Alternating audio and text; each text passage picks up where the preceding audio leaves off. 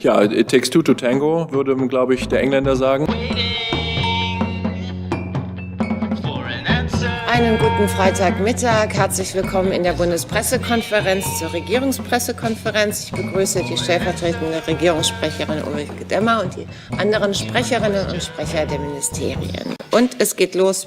Und das Letzte, was ich Ihnen sagen möchte, ist, dass die Bundesregierung in Sorge ist über das gestern von der russischen Justiz verhängte Urteil zum Verbot der Zeugen Jehovas.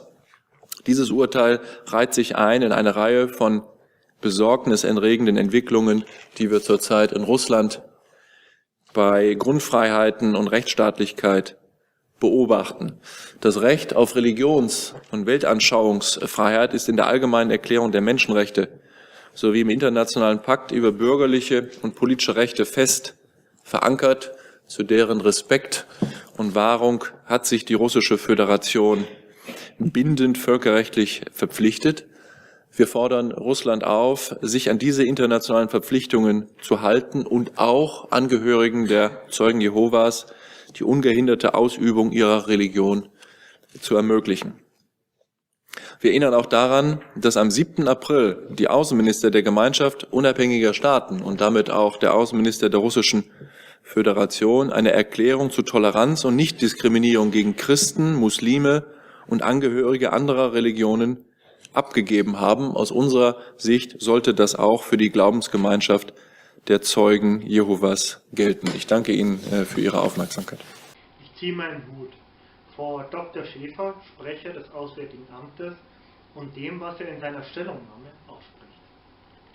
Jetzt darf ich es euch wissen lassen. Als bekannt wurde, dass Russland Zeugen Jehovas aufgrund Antiterrorgesetze verbieten lassen möchte, war ich besorgt, um nicht zu sagen entsetzt.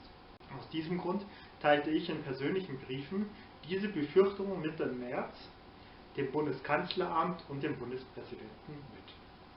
Denn mit einem Verbot von Zeugen Jehovas in Russland verstößt die Russische Föderation gegen Grundrechte und Rechtsstaatlichkeit.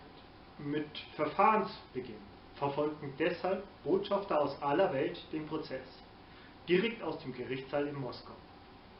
Botschafter der EU, den USA, aber auch der deutsche Botschafter in Moskau, Rüdiger von Fritsch, wohnte dem Verfahren persönlich bei. Etwas ganz Schlimmes, denn jeder deutsche Schüler lernt ja schon im Unterricht, dass schon die Nazis und die DDR gegen solche Prinzipien verstießen. Und auch hier waren die ersten Opfer Zeugen Jehovas. Und ich freue mich, dass die Bundesregierung sich nun so entschieden für die freie Religionsausübung von Zeugen Jehovas einsetzt.